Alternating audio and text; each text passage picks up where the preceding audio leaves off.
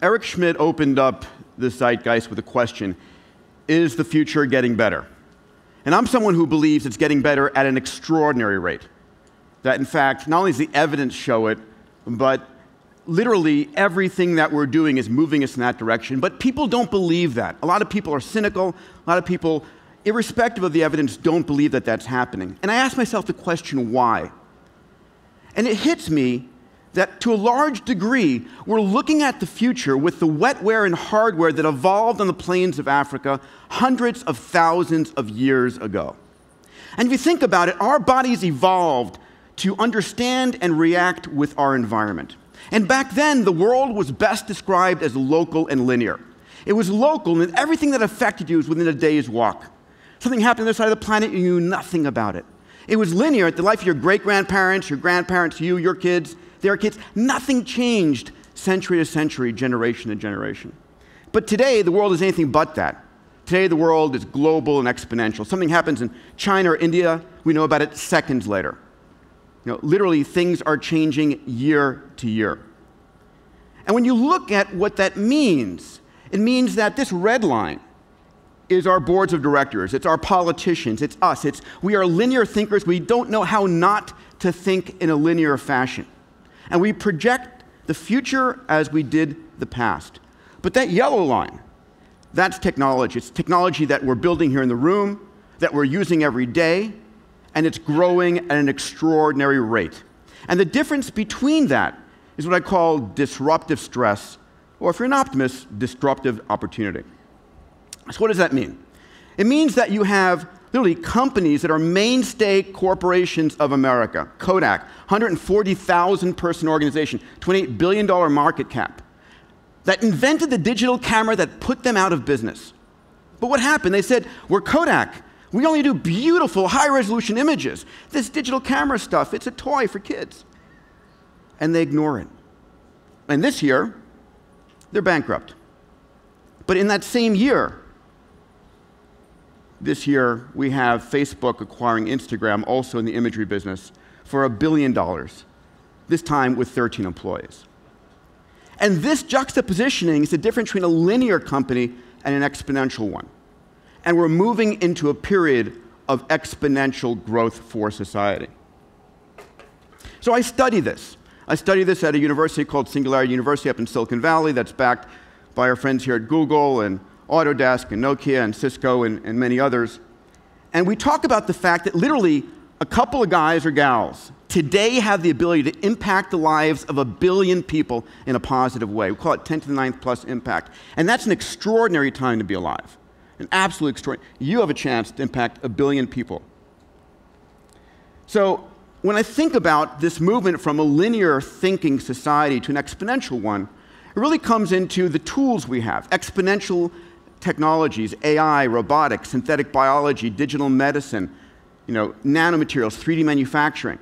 And then what I call exponential organizational tools. Really the ability for you to gamify, to crowdsource, to open source hardware and software, to use machine learning competitions, incentive competitions. And for me, those are the things that I study. On the XPRIZE front, I study where can we create large incentive competitions that really go out there to the cognitive surplus, the most brilliant people in the world, no matter where they are, and say, I don't care where you're from, where you went to school, if you solve this problem, you win. And we all win in the process. So hopefully we ran something called the Ansari XPRIZE, put up $10 million for the first team to build a private spaceship and fly twice into space. 26 teams from 7 countries spent $100 million. And now you can all go and fly on a Virgin Galactic flight, which commercialized that technology. When the oil spill occurred back in 2010, we looked at what could we do there, because if we can clean up the oil spill on the ocean surface before it hits the land, we said we can prevent environmental disaster. But when we looked at the problem, we realized that the technology for cleaning up the Exxon Valdez in 2010 up in Alaska and the technology used to clean up the BP spill was the same. There had been no change in 20 years. So we went out to our benefactors. Wendy Schmidt stood up and said, I will fund it. She put up about $3.5 million, $2 million to operate the competition, $1.5 million as purse money. And we challenged teams around the world, reinvent cleaning up oil spills. In a year's time, we had 350 teams. I had no idea there was 350 people interested in the subject from around the planet who entered the competition. We narrowed it down to a top 10 that went head-to-head in the world's largest oil spill cleanup facility, which is located in New Jersey. And those teams, the top 10 teams, none of which was larger than 100 people in size in terms of a company, 7 of those top 10 teams doubled what had been the oil spill cleanup rate for a multi-hundred-billion-dollar industry.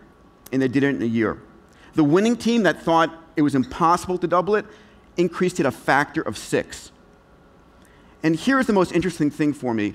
One of the teams that doubled the oil spill cleanup rate was a team that came together and met in a Las Vegas tattoo parlor.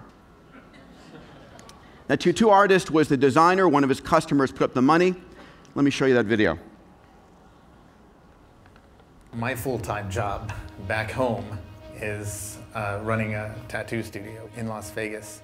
We get asked all the time, we go, how long have you been in the oil industry? And I go, well, counting today? So you never know where is that genius, because sometimes experts or those people can tell you exactly how it can't be done. And it's really the naive, orthogonal thinking that comes in with a brand new idea and blows away the way it always has been. So where are we going? We've got the $30 million Google Lunar XPRIZE, and in success, this is challenging teams around the world to build a device, a robot, land on the surface of the moon, take some YouTube videos and photos, send them back, rove a half a kilometer, and send back more photos and videos. We have 25 teams around the world doing and working on what only the US and the Soviets have ever done before. We've just launched something called the $10 million Qualcommtricorder XPrize. $10 million for the team that can build a handheld mobile device that can diagnose you better than a team of board-certified doctors that a mom could use at 2 a.m. in the morning. Announced this at CES in January. Already we have 230 teams around the world competing for this. Thank you. So those are launch prizes. We're working right now on something called an Organogenesis XPrize, go from a skin cell to a pluripotent stem cell and regrow you a heart, liver, lung, or kidney. And for me, having 2 16-month-old boys at home, how about reinventing education? And so we're working on a global literacy XPrize. Give a team 200 illiterate kids, perhaps age 6 to 9, and what team can bring them to literacy the fastest with a scalable technology? So I wrote a book called Abundance, The Future is Better Than You Think, and we did really well with my partner, Stephen Kotler. And I go around and I talk to audiences and say, we're heading towards a world of abundance, that these technologies I spoke about are empowering us to get there. And people go, really? Diamandis, haven't you been watching the crisis in Europe and the terrorist activities and all of these things? And I go, my God, we're living in a world today where most of the news media is a drug pusher, and negative news is their drug. So on every Android device you have, every television, every newspaper, every radio, you're getting literally negative news over and over and over again. 24 hours a day, 7 days a week. No wonder people are pessimistic. And there's a reason for this, because there's an ancient part of the temporal lobe called the amygdala that pays far more attention to all the negative news than positive news. And the old adage, if it bleeds, it leads, is played up over and over again. But it turns out that technology is a resource-liberating force that has a chance to change our world. So in Abundance, I talk about the story of this man, Napoleon III, who invites this guy, the King of Siam, over for dinner in 1840 to the Palace of Versailles.